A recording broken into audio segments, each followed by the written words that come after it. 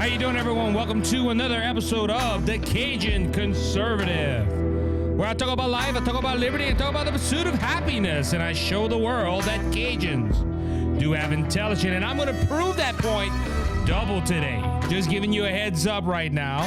But before we jump into that, I want to go ahead and thank everyone for listening. If you are a first-time listener or watching the Cajun Conservative Show, welcome to the Cajun Conservative Show family. It's an honor and privilege to have you here. Remember to share, remember to like, and to tell a friend. That is very important. And also go ahead and leave me some 5-star reviews on Apple, Google, and Spotify.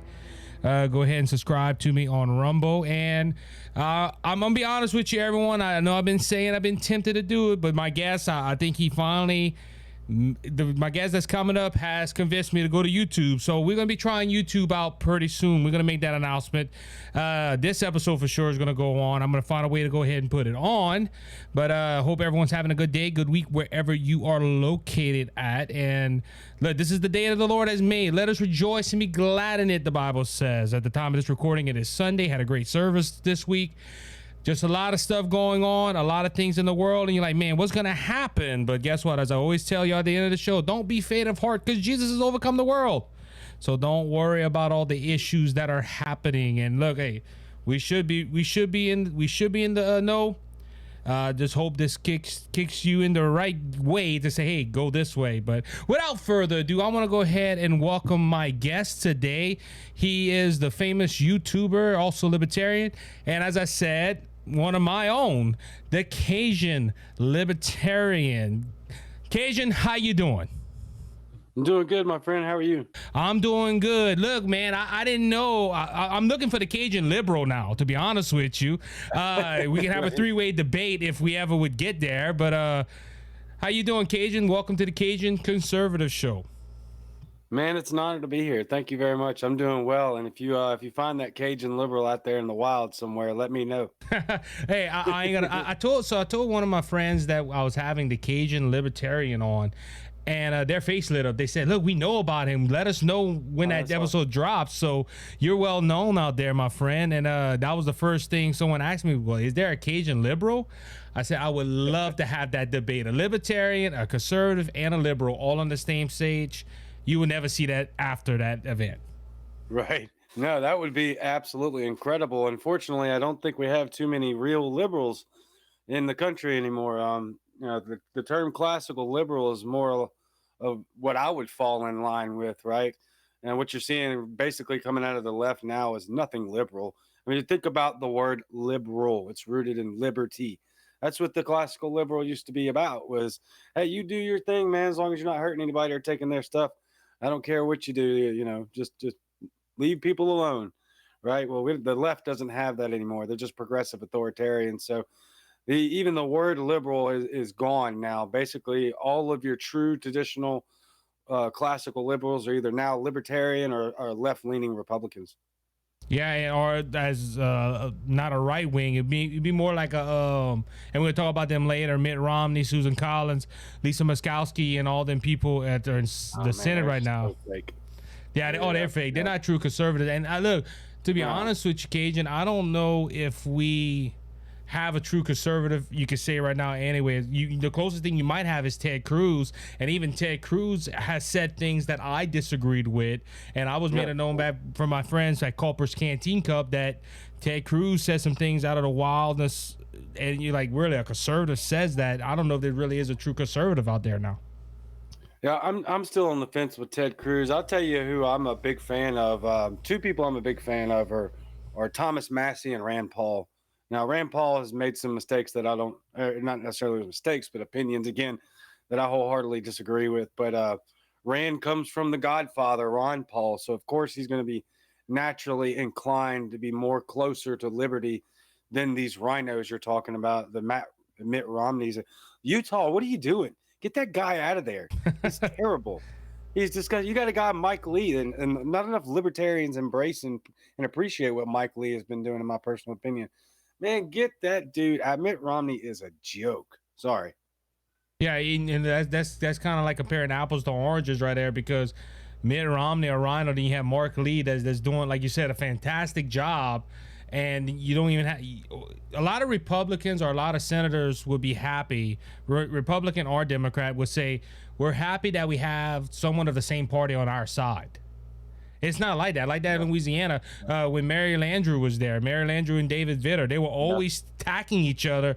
And everybody's like, man, I wish we'd just have our state that's united. Well, Bill Cassidy gets in there, and then we got John Kennedy in there. But that is the same thing we have in Utah. You got Bill Cassidy that's more left than right. And then you have John Kennedy, which is, in my opinion, one of the only good politicians in Louisiana. And they're comparing apples to oranges. It just don't make sense that two people of the same party so much divided. Yeah, well, I mean that's what happens when you have identity politics and party politics. Whatever mascot you have, you're the Cajun Conservative, so that's not exactly a party affiliate. That's just an ideological affiliate. Where I've got the Libertarian behind the name, which I'm associated with the party. But there's a lot of people in the party that wholeheartedly disagree with on a bunch of topics. And I'm actually not even a nationally registered libertarian, but these party politics are divisive and cancerous and factions. Even, well, I say it all the time, even the Bible talks about, Paul said it, don't create divisions and factions. Yep. And that should fall right in line with politics as well, because what we need is a well-rounded approach to these issues. You got to have some balance. You need left and right in the same country, but we need both of them to be able to speak freely, and that way we can weed out the ones that you don't like. It wearing these mascots really means nothing nowadays. Like you just said, that you could wear the same mascot or rep the same mascot, but you're still doing all the infighting that's just causing an erosion of what it is that you're really trying to do for the people. Yeah, and you even look, let's go to the Republican Party. I'm a registered Republican. And, as a state, we have issues that with our primary system. But you have, I'm a registered Republican. But I tell people I don't identify as a Republican. A while back, I thought about going no party. I really consider myself more a conservative. And I think that's where Republicans and conservatives fight because, I'm a conservative or I'm a moderate. So you got the moderate Republicans and the moderate, the conservative Republicans. While Nancy Pelosi, Chuck Schumer, and all the Democrats are majority together. That's why, look, I hate to say it, like Joe Manchin. I have praised Joe Manchin on my show before, but the problem is I can't trust Joe Manchin. Why? Because he's a Democrat. He's already said, hey, let's bring back Build Back Better and let's see if we can make it work. Well, if that's the case, I don't think he's right. I think he's a fraud as well. I think 90% of them are frauds. Oh, and by the way, if you're for all of our anti-Chuck Schumer people out there, I've got a good personal friend of mine that will be primary in 2022 midterms. He is a cripple. His name is Thomas Daniel Queter. Go look him up. He is a libertarian, but he's got some very strong conservative values. And if you're in New York, anybody's better than Chuck Schumer. Yes. So go vote for Tom. Yes, that's the same thing with AOC. I think, wasn't AOC trying to primary him too as well? Well, there's a lot of pontificators that are pushing that narrative that's a possibility. I tell you, if AOC were to primary Chuck Schumer, she would wipe the floor. Oh, yes. Nobody likes Chuck Schumer. AOC, with as terrible as she is, and she's one of the very few politicians that I will call dumb. She's just not a smart person. She's still widely loved in that state. A lot of people love her. And most people don't know this in that city. The vast majority of New York, you look at the electoral map of New York, is red. It's deep red. It's a very conservative state. What you have is New York City, which has millions of people in it that are strong blue. So New York gets a bad rap because the state is actually very rural and very conservative in nature. California has the same thing. California had, well, man, I'm going to forget. They've some ungodly amount of number. I know California had more people voted for Trump than Texas voted for Trump. And the bad thing about it is you have San Francisco, you have Los Angeles, Oakland. You have a lot of these big cities that hurt this red movement, and that's the bad thing in these states. Unfortunately, the big cities take over the vote count, and that's bad. Yeah. Well, that's why the progressive left wants to do away with the Electoral College, because you'll never win another election if they do that. Literally, the elections will be settled by like 5 or 6 cities. Well, if I'm not mistaken, Because let's just go to Hillary Clinton and Donald Trump's election back in 2016. Hillary Clinton was losing losing the whole night until one state came back, California. And that didn't come until Los Angeles came in, San Francisco came in. And that shows how much of these big cities play a big part in our election. That's why, like I said, our founding fathers were the smartest men alive to come up with the Electoral College. It's amazing what they came up with. The system that they engineered and constructed, and we call it all the time, and I think we as Americans, especially around our age, I'll be 39 in 2 or 3 weeks or so. We really underappreciate what we call the American experiment. We underappreciate and undervalue what our founding fathers did and the way they constructed the documentation to build a government in this country. And look, you can see, you go back through judicial records, Supreme Court records, that in less than 20 years, they immediately started violating the Constitution. Yep. Immediately, within 20 years, they started violating the Constitution.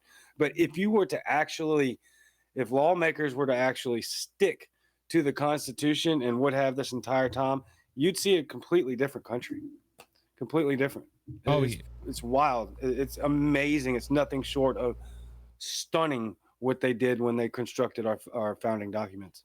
Yeah, it was the founding fathers just they amazed me, man. And that document was just, which a lot of people probably don't realize, was mainly based on the Word of God, because that's where they picked up their morals. Even if they weren't a Christian, they had the Christian morals from what their parents taught them, and that's why the Constitution worked, because it was God-fearing people. They may not have been Christian, but they were God-fearing people. Right. Yeah, that's what I say all the time. Obviously, the Constitution and the Declaration of Independence is not canonized like the scriptures are. But man, I would be hard. I can't wait when I get to heaven, that if it matters then. But how much did the Holy Spirit have a play in guiding our founding fathers into writing the documents? Because there's no way he didn't. I find it impossible that he didn't have some sort of influence in writing this documentation that is the greatest documentation the world has ever seen to mitigate the expansion of the government. And then within less than 20 years, they started to violate it. And here we are about 350 years later, and it's completely just a worthless piece of paper.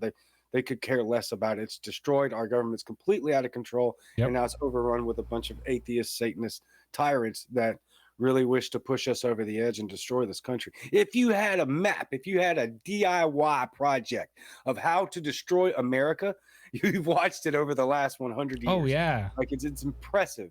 You got to really take them. I know that sounds heretical, right? As people that love America, that I wish we could get back to it, but it is really it's like people taking Trump's thing out of context when he was really calling Putin just a chess player, a good genius chess player. He wasn't promoting what Putin's doing. He was just saying, look, he's doing a good job. What he's doing is terrible, but he's really good at it. He's several steps ahead of everybody else in the world on the stage. I'm saying that about what politicians have done to this country over the last 100 years. It is really fascinating how brilliant they were to be able to pull this off and put everyone to sleep so that you couldn't even see or pay attention to what has been going on. And I don't know if we might be too late. I tell my dad all the time, some of this stuff, I'm telling you, we can't vote our way out of this. This is going to take mass civil unrest. Yeah, and let's say, like, I think there is a hope. I did a whole episode a while back called "I Still Have Hope in America," nice. And maybe that's one reason. That's maybe and that's why we're here. We're two different we're two different political parties, and we wanted to. That's one reason why you're here, is to see what we disagree, what we agree on, and I still think there is hope in America. I think we were talking about the Constitution earlier, and you said something that it's worthless piece of paper right now, and to an extent I do agree with it, but I think the Constitution is still stopping evil from coming up, because we mentioned Joe Manchin earlier, and Joe Manchin said that, look, well, the founding fathers put this in there for a reason. It's in the Constitution for a 60 vote threshold or a 67 vote threshold. That's why I'm not voting for it. So his American patriotic his American duty to say, look, I'm going to stay to the Constitution, was helping right now. So and that's, I still think the Constitution is playing a small part of keeping some evil out, like the Electoral College. That's why they can't get rid of it, because I think the Constitution says 3/3 of the country has to vote to abolish it. you're not going to get them votes. I think they're like still like 10 votes away from it. So the Constitution is still playing a big part in it. But I do agree with you on that the Constitution, and is there some things we can vote out? I think some things are, but at the same time, I think government is there for a reason. But at the same time, I do agree with you on that. Are we past that point of return? I don't think so. I think the Lord, like you mentioned about the Holy Spirit, I think the Holy Spirit and the Lord is stopping a few things. Because look at Joe Manchin. Like, I'm gonna bring Joe Manchin. Who would have thought Joe Manchin and Christian Cinema would have said, "Hey, yeah, we're gonna go ahead and we're not gonna vote. We're not gonna vote to make it a 50 vote threshold or 51 vote threshold." Nobody would have thought that. But I think God's using their own party to take it with him. So, well, I'll tell you this too, and yeah, I wholeheartedly agree. There are elements to the Constitution that are holding a lot at bay. I tell people all the time, our Second Amendment rights is literally holding the world back from complete tyranny in a one world government. If you pay, I listen to Glenn Beck every day. It's my guilty pleasure, right? He does way more. His research team is just astronomically great. Fantastic. But all of his, if y'all haven't heard of the Great Reset, go look at it. That's what they're planning on. This is out of Davos with Klaus Schwab, who really is a Bond villain. Go check out the Great Reset by Glenn Beck. I got the Great Reset, the book sitting right over there. 21st Century Rise to Fascism, right? It's incredible. Our Second Amendment is holding that back because they can't honestly figure out what in the world to do with 150 to 200 million armed Americans with more firearms than all of the world's top 10 militaries combined. They're desperately trying to. I think I have the answer as to why they're doing that. But to address Joe Manchin is kind of a political anomaly. Like in West Virginia, is supposed to be the reddest state in the country. So to have a Democrat as a senator in West Virginia is pretty wild. So I don't know that he's actually patriotic or that he wants to follow the Constitution. I just think he's going to have to toe this line very carefully up until the 2022 midterms, because he will get voted out like that if he doesn't do something, because he knows that his constituents aren't on board for what's happening right now. Well, in Arizona with Christian Cinema, that state's turning very red too. A lot of red happened after the 2020 election because Arizona was one of the focal points of that election, and where that all, I mean, that 2020 election was that was, to say the least. Yeah, it was toxic in a lot of worse ways than one. But also, what's good about Joe Manchin though, you mentioned 2022. I don't think he's up for 2022. I think he's up for 2024. Right. No, but I'm saying they are all playing politics. Oh, for the 2022 election, right, which is going to be a red wave regardless. But so we're going to have to go ahead and take a break. We'll be right back after this short break with the Cajun Libertarian. Stay tuned. This is a good show so far. Stay tuned.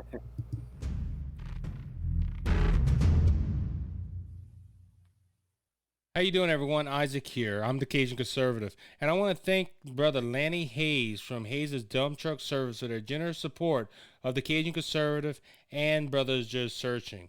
Hayes' Dump Truck Service serves the Lafayette and surrounding areas. If you have any job that you need done, like cleanup or hauling material to your job site or your home, we haul limestone, we haul sand, we haul topsoil, any type of material you need. If you're in the Lafayette and surrounding areas, please call Brother Lanny Hayes at 337-852-8043. Remember, Hayes' Dump Truck Service, where Jesus is Lord of the company.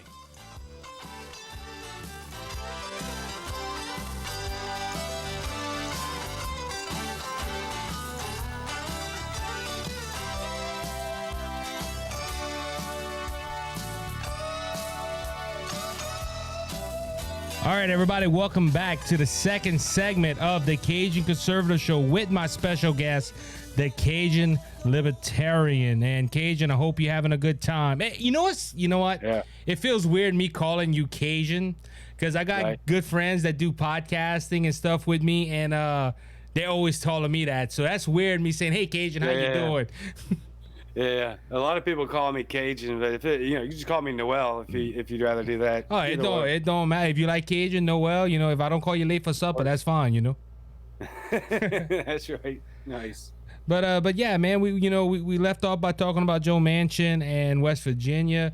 We mentioned that earlier. There's the 2022 elections coming up, and that's I said that at the end. I think a big wave is coming. According to the polls, I think it's gonna do that, and I think it's gonna. Do you think that the Republicans are gonna take over the House and the Senate by what you're seeing? I think okay. So let me. I tell a lot of people this because I want there to be, I guess, a warning out there because of what just happened in 2020. Here's the issue: if there isn't, and if there's even a whiff of cheating in the 2022 midterms, this is going to get ugly. Oh yeah, this is going to get real ugly. There will be violence, and we can't have that. That's exactly what they want. That's what the progressive leftists want. And that they'll do anything to make sure that happens, because then they can go, look, see, I told you, those violent extremists. Mm-hmm. So anybody listening out there, if you even think there's cheating, please protest. I love protest. 1A, absolutely First Amendment. Please be peaceful. Yeah. If everything goes according to plan, Republicans easily take the House. No questions asked. And you'll see your first libertarian elected to the House of Representatives too. I think maybe even two of them. Complete just bloodbath in the House of Representatives for the Republicans. So the Senate's going to be closer. So I got a question to ask you on that. Do you know of any libertarians that are running under the banner of Republican or Democrat? Or are they running as a libertarian? I know of Joe Solosky's running for governor. He's one of my ads. He's running for governor of Pennsylvania. He's actually running as an independent. Okay.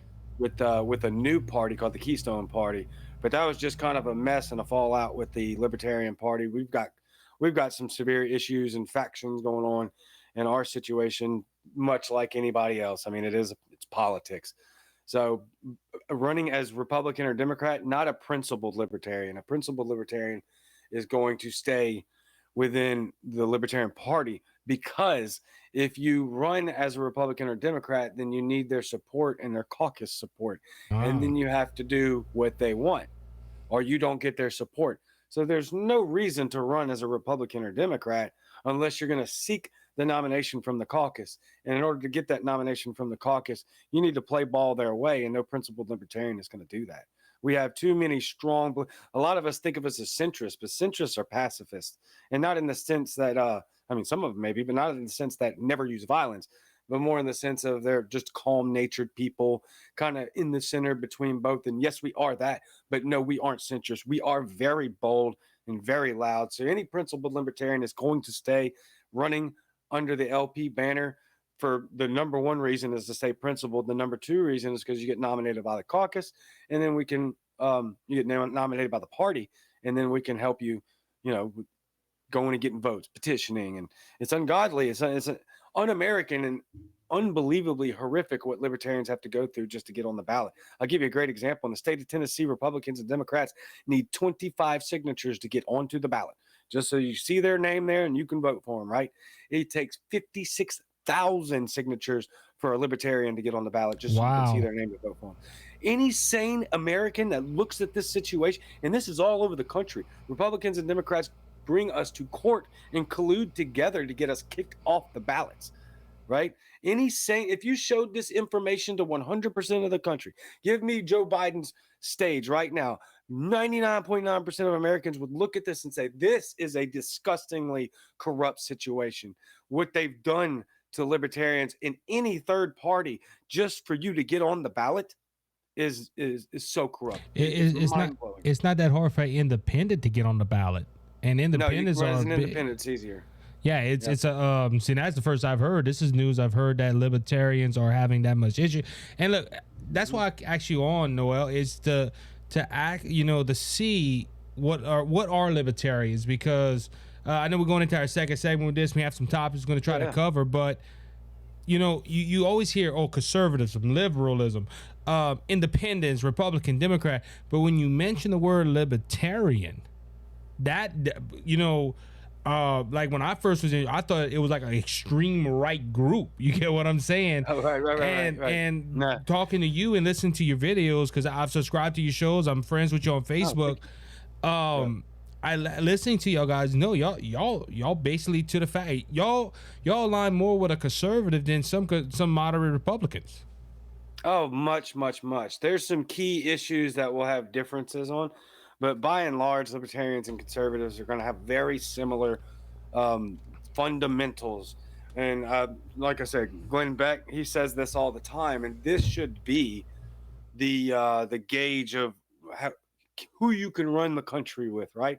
If I can sit down with you and I can say, let's look at the Bill of Rights. Mm-hmm.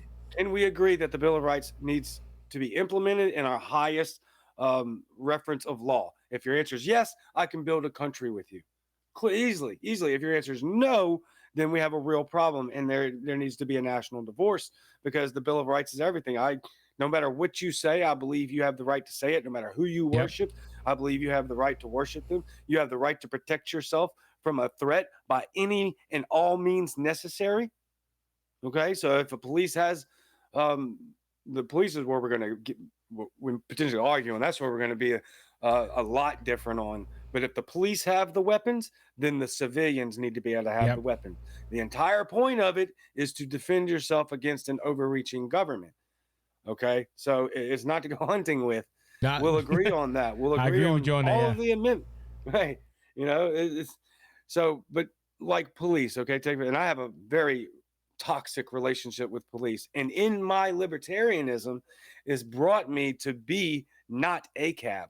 Right? Everybody knows what ACAB is. All cops are bastards. And there's a lot of libertarians that do believe that. I don't. I did before becoming a libertarian. As a Christian conservative growing up, I have a very, very deep understanding of what happens behind closed doors and how these people act. I've been arrested a bunch of times.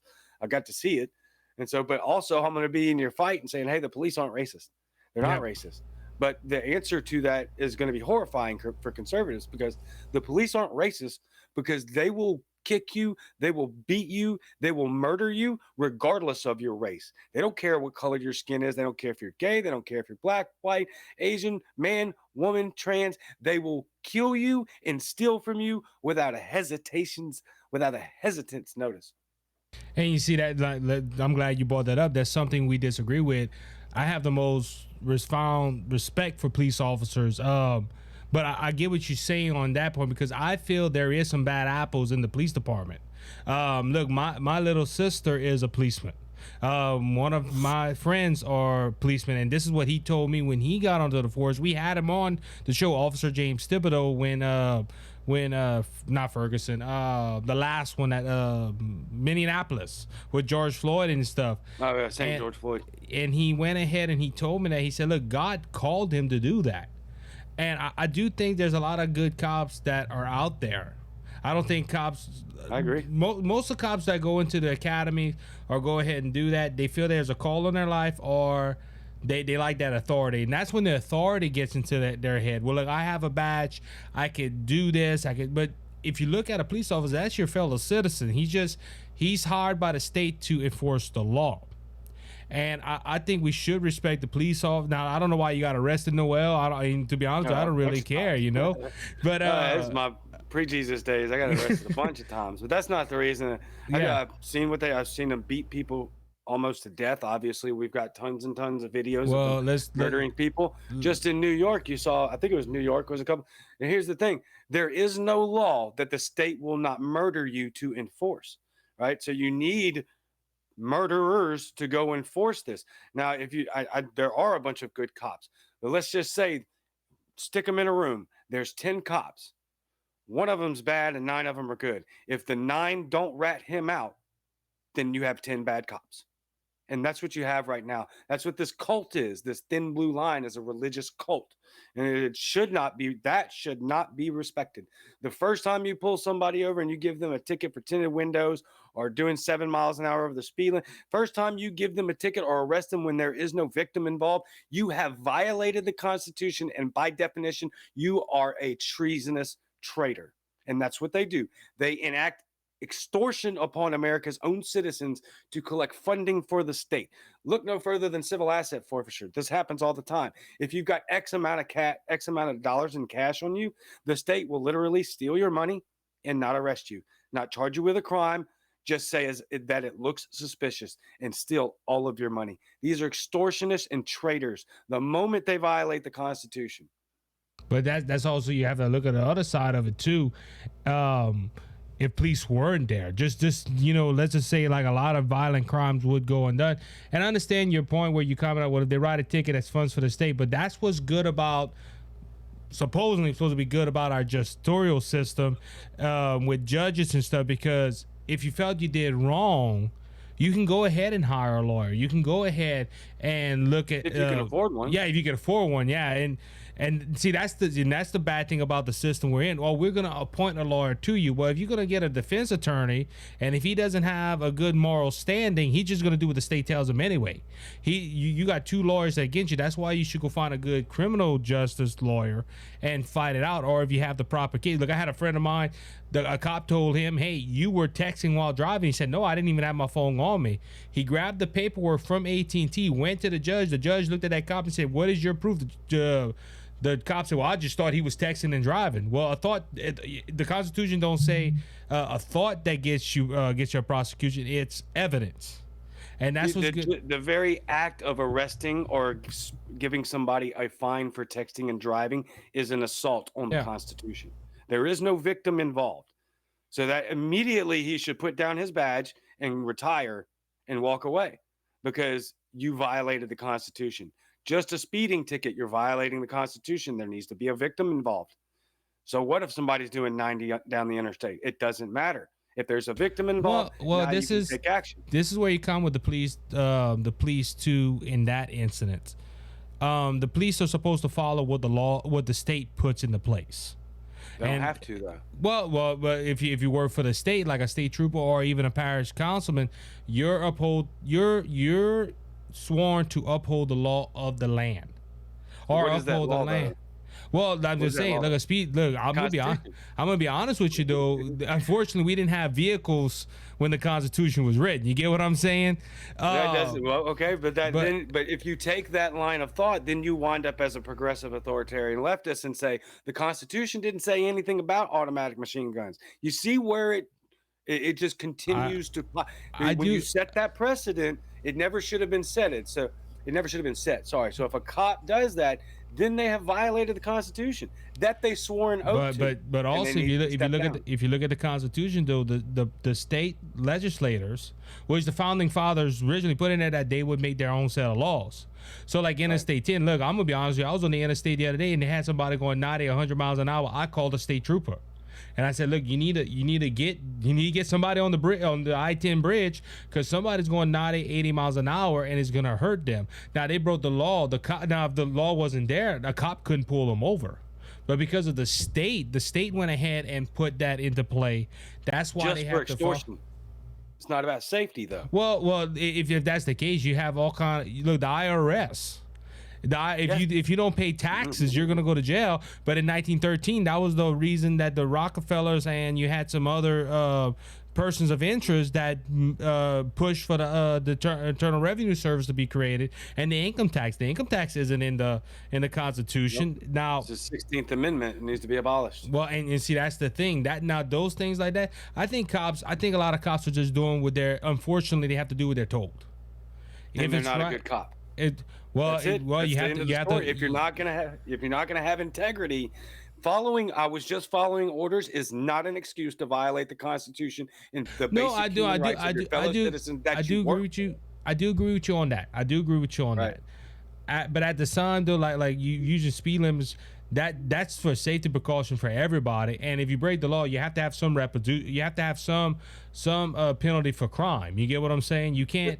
For there to be a crime, there has to be a victim. Just because you're doing 90 down the interstate doesn't mean that you've committed a crime. Well, by definition, a crime has to have a victim involved. But if you broke the speed limit that was put in through the state through like the state of Louisiana, you cannot go higher than 55 miles an hour. If you're going 95 on a 55 miles an hour road, and you go ahead and you hit somebody and you kill that family, well, that isn't just a speeding you ticket. committed a crime. But that is to prevent that act of crime through that 55 miles an hour speed limit. That was the state. Does it prevent it though? People still die in car accidents every day from people doing 90. Well, people, the Constitution, well, not the Constitution, the law of the land is do not murder. The Bible says do not murder. And that's not murdering somebody. That's killing somebody. But murdering has to have an intention to it. Well, but you get what I'm saying. To walk in that route. Yeah, I know what you're saying. If you go with according to that, that's okay, manslaughter. Let's just use manslaughter. Where if someone does that, willingly break the law, then they don't have a moral conscience, and that goes to even because there's levels of this conversation if you think about it. Okay, or the law or the cops bad, well, they're just following the law. But what if that individual, if I get in my car and I say, well, I'm gonna go drive 90 miles an hour on the interstate when it's 70 miles an hour, then a cop stops me and says, look, you broke the law, and I say, well, it's not in the Constitution. Well, you already knew that the speed limit sign was 50 miles an hour, 70 miles an hour. You should have, like me as a Christian, the Bible says follow laws as long as they don't override God and override the moral law of God's law. I should say, well, look, I'm not gonna go with that because that's what the law says, and that's where cops get put into. Oh, well, you're bad because you stopped me, but if you weren't going 70 miles an hour to begin with, they wouldn't stop you at all. Why the arbitrary number? Why is it illegal to do 71 and not 70? Well, in Louisiana, people go 75 miles an hour, and some of the cops let them pass anyway. So, you get what I'm saying? Exactly. But then people still do 90 down the interstate. And let me tell you this too: it doesn't matter if you're doing 70 or you're doing 90 or you're doing 50. If it's a 55 mile an hour zone and you're doing 60 miles an hour, you make the wrong move, you can kill an entire family. Yep, you can. These are arbitrary laws just for extortion. If there is no victim, and they're not preventing anything, it was never about safety. They use that fear mongering to create the laws. That's how you wind up with the Patriot Act. That's how you wind up with governments literally shutting their entire country down over, you know what? Yeah. Right. I'm gonna make sure I don't get you in trouble here. Oh, you're not getting me in no trouble. That's why I'm in here. I'm anti-mandate. You'd never even heard of me. If I'm not for that. The word hadn't been involved. Well, and you see that with this current pandemic, that's why you had a lot of people. They were like, well, the government's going to tell you what to do. And that's when a lot of people say, well, hold on, the Constitution don't give that right. And just like it doesn't give them the right to create a speed zone and then pull you over and extort you for it. They don't have that right. That is well, like I said, if you look at the Constitution, though, it does give states the privileges to go ahead and create laws like that to say, look, well, this is for public safety and stuff like that. But we're going to have to take a break right there. So let's hold our thoughts on that. Like I said, good conversation, Share. I love this here. So everyone stay tuned for the third segment. After this break, we'll be right back after this short break from Scott Ford from the Scott Ford Show. Cheers and good on you, boys and girls. My name is Scott Ford, and I have a show on Rumble. It's the Scott Ford Show, all in one word, the Scott Ford Show, and it's on Rumble. And I also have a motivational success show on YouTube. So go ahead and subscribe and ring that bell. That would mean a lot to me. Enjoy your life. Thank you, Isaac. God bless.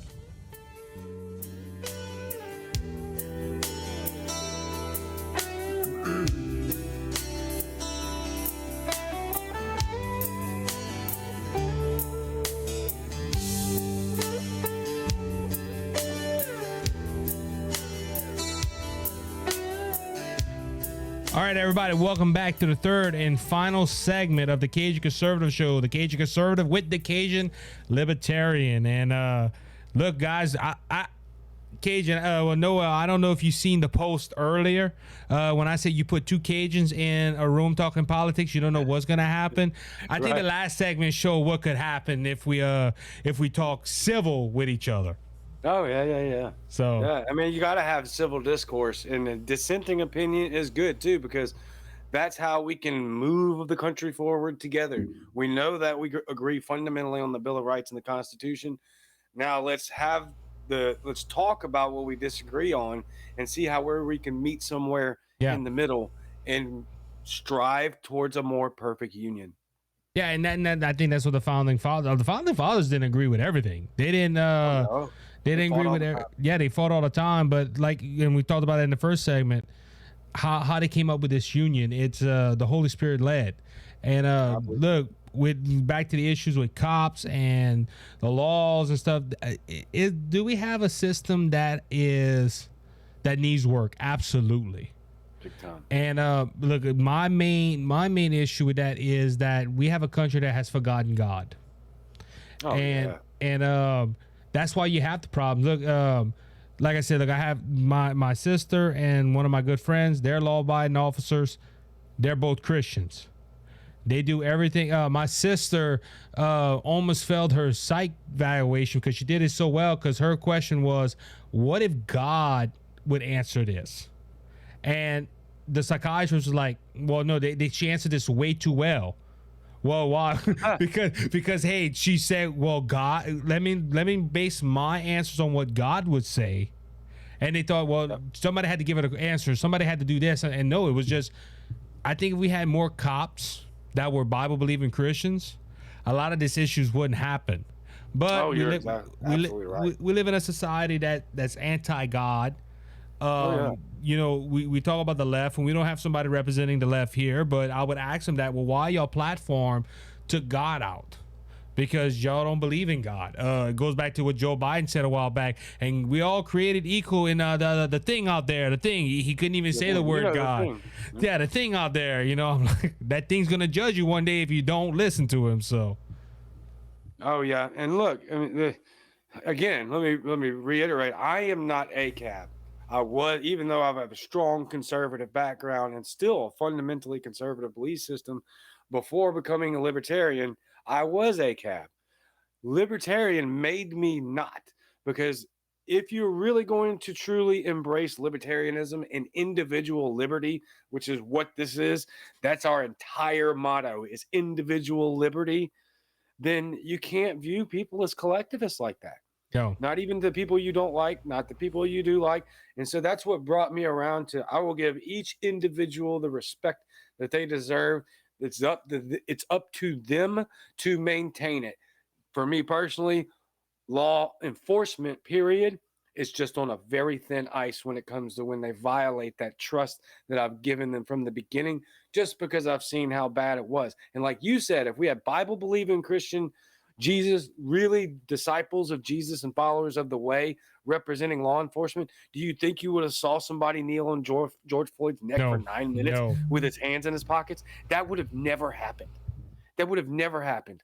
A Bible-believing Christian cop would try desperately to find out how we could help somebody that's clearly flooded with fentanyl and other crazy amounts of drugs and in a very, very ridiculously dark place in his life. That man died over a $20 counterfeit bill. Yep. $20 counterfeit bill. Most people don't even know that. Yeah. Cops killed a dude, and I think it was in New York, over a loose cigarette. One loose cigarette. And that's why I say this. There is no law that the state will not kill you to enforce. And that's enough. I've heard the arguments too, what cops have to go through. There is some cops out there that are good nature, Christian or not Christian. And look, I'm gonna be honest with you. If you're gonna go, that's maybe why I thought about becoming a cop. And I have family members that been cops, so I got some insight on that. Cops go through hell. They're you know, a lot of people say, well, cops are evil. Cops are, how dare they do that? But at the same time, cops are facing evil every day of their life.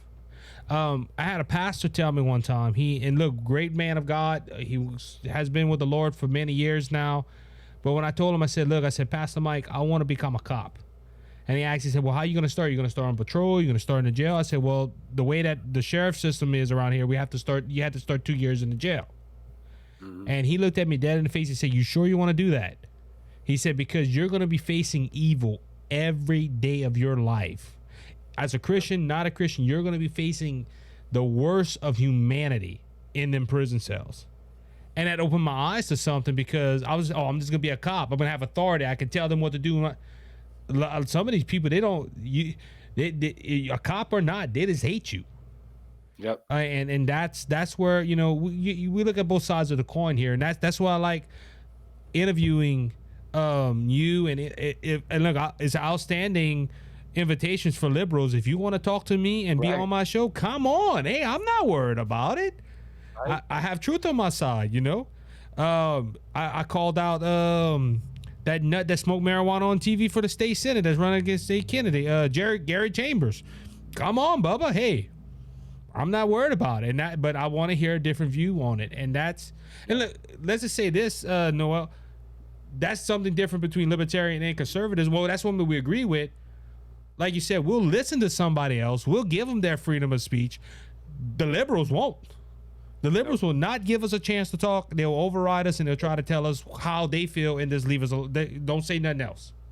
Yep. And that's why they're not liberals. That you're right there. That's one of the number one reasons why they are not liberals. I quit calling them that. They are progressive authoritarians. That's what the DNC has turned into. There is not a sane liberal left that is voting Democrat. That's impossible because they don't believe their fundamental belief system is completely antithetical to classical liberalism. I even take it a step further, though. I call them socialists and communists because what are the only countries that you can't have a free? You know, only the government can talk. Yeah, or the leaders can talk. That's a communist country. When you have like Joe Biden a couple of months ago telling us, hey, telling Facebook and Twitter and all these other people, you know, hey, social media, you need to stop these radical conservatives or these radical political people from speaking against us because they feel they're the only ones that gotta talk. They'll admit, hey, y'all have a First Amendment right where y'all could talk and say how y'all feel or express your opinion, but we don't want y'all to. And we're going to use the big five media to stop that. Yep. The censorship has been hardcore. And that's a lot of conservatives are now coming to terms with. They're realizing how much power that the progressive left has and influence that they have over social media. And people dismiss social media all the time. I don't know why. Social media is the number one form of information dissemination on the planet right now. Yep. That's where all of the vocal power is. That's where all of that is the battlefield of ideas. And I think it was in 2018 or something. And I'm going to gap the law. I can't remember the law. Again, these laws on top of laws on top of laws, just tyranny. Yeah. Is a Freedom of something act or something like that. Freedom of Information Act. Not Freedom of Information. It wasn't Act, not a FOIA. No, I forget. It was a law that they passed. It was an international law. But anyway, it boils down to censorship. And conservatives really, after COVID hit, after the 2020 election, conservatives really started getting the ban hammer when it comes to censorship. But like I said before, libertarians have been dealing with this for a long time because a lot of our stuff is anti-government. And they're literally calling us terrorists now. Why? Because we are abiding by and wishing that we could move back to the Bill of Rights and the Constitution. It doesn't make me a domestic terrorist. That makes you an enemy. That's what that makes you. And not you. I'm saying the politicians and the lawmakers. Well, and that's the thing. Look, and we can bring that up right now. Jackson was confirmed this week. 3 Republicans voted, and I was very upset. But you brought out social media. I shared it on social media. You know, I'm still getting hits from that, from Facebook and I didn't put it on Twitter, but social media does play a big role because you know, a lot of people found that they didn't watch CBS Evening News to find out she was confirmed. It was through social media, through pages like my page and your page that talk about it. That's how much social media is influencing this world. And look, if people don't think that Facebook, YouTube, and Twitter has power, look what they did to Parler. Oh, man. Parler completely destroyed them. And look, Parler's still there. I still got my Parler account up. But it's not as big as it was. And see, that's why they're trying to stop True Social right now. True Social's growing by... Look, I'm still on a wait list, and that thing's been out like a month and a half. And I'm still on a wait list, too. It's kind of turned into a joke. I mean, Trump's only used it one time. Like, where you at, man? Yeah, it's your platform. Where you at? Look, I've never voted for Trump, and I never will, which is something that a lot of people hate, you know. But I talk to my dad all the time. He's a staunch constitutionalist conservative. And I mean, I'm a never Trumper, but I don't have Trump derangement syndrome. I like Trump. I think he was, you know, done some things that were he didn't start a new war, thank God. He did he carry stopped on wars. Some of the genocidal acts of the Obama administration when it comes to Yemen. So he needs to be held to account for that because technically he's a war criminal. But I wish he was on social media. I want Trump on Twitter. He makes Twitter better. Yep. Trump's voice makes America better because it breeds competition. I just don't want him making laws, right? I don't want him to be the president. I want him out there. I want him being vocal. I want him influencing people because that's a very important role. Anytime you can introduce competition into the market, which he brings a lot of competition, that's a net positive. And so there's a lot of libertarians that hate me and disagree with me wholeheartedly for this, but Well, I'm never going to vote. I would never vote for Trump as well either because I'm in Mississippi. He's going to win Mississippi 10 out of 10 times. There's no reason for me to vote for Trump here. So I voted for Trump twice. Right. Do I want him to run in 2024? No, I don't. Not at all. And see, I get flack from conservatives on that. You don't want Trump? No, I do not, because one, right now, and I did a show a couple of days ago where I think I made some people upset. Was I think Trump should stop the 2020 election scandal thing. Yeah, absolutely. Because Mo Brooks from next to us, Alabama, said, look, I'm not going to focus on that. I'm going to focus on the issues at hand. And like I said, look, Louisiana did it, Mississippi did it, Georgia did it, Texas did it. All these states redid their laws to make sure it would be secure. That's what Republicans and that's what majority of libertarians wanted it. But Trump is still harping on that. He needs to stop that. That's old news.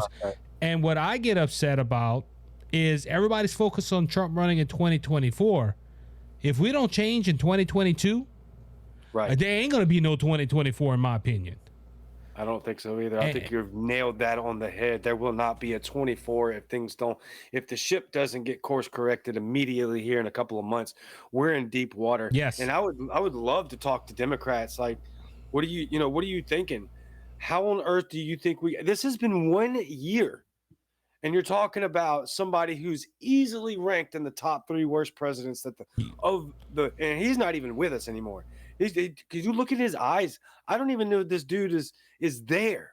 Somebody's running the show. We don't know who, but I like it called the Biden administration. But how can you honestly look at what's going on in the last year and think that we can survive another 3 years? We can't. There's no way. This ship has to be corrected immediately in November. Trump has to quit talking about the 2020 elections because that is vitriol, right? It's vitriolic. It just spreads more hate and potentially violence. And a lot of people talked about being violent after the 2020 election. And this is the bad thing about this as well, because it's just not a controversial subject on social media. It's not Republicans and Democrats fighting about if it was fair or not. It is right now. It is splitting up conservatives, or it's splitting up Republicans and people on the right, because half of them say, "Well, we should still talk about it. It's a big topic." Then other half, like me, saying, "No, let's not talk about that no more. I don't want to hear about the 2020 election. That's past." Right. And Georgia changed their laws. Georgia got the All-Star game moved out because of that. Florida is getting flack right now for the parental bill right now. There's a lot of things. It's splitting people. It's splitting our own party. And that, look, one thing I say about, you maybe heard of him, Noel, Moon Griffon. He's famous. Oh, that sounds familiar. He's the voice of Louisiana on Town Square Media and stuff like that, giving him some free publicity. Okay. But Moon said that if you had a Democrat and a Republican in a shell bunker that you had to fight along with, who you pick, the Republican or the Democrat? Well, the Republican all day long. No, I wouldn't, because the Democrat would stay by you. The Republican run off. Yeah. You get what I'm saying? Democrats fight with each other. They stay together. It's rare if you see a Joe Manchin. Yeah. You get what I'm saying? They don't break. Yeah, they don't break from each other. No, but they've got a much better business model than the Republicans do. Oh yeah, they don't care what they've got to do. They're going to put their foot on the gas. They don't care how many throats they're going to cut along the way. They'll let you bleed out and walk right by you just to keep their agenda moving and going. And we see that right now. Nobody likes this administration. Nobody likes anything that they're doing right now. They're still putting their foot on the gas. That should tell us. That should scream loudly that they don't care about our opinion anymore. We were supposed to talk about this, and we had we started our conversation, and all our topics got out the window. It don't matter. It's my show, so it don't matter. Anyway, no, but Title 42. You know, Title 42 is implemented by Trump, and a lot of this was a Trump era law. I did some research. No, this was done in 1944 with the a Health Act, that if on a pandemic like this, you can invoke that to stop you from coming in.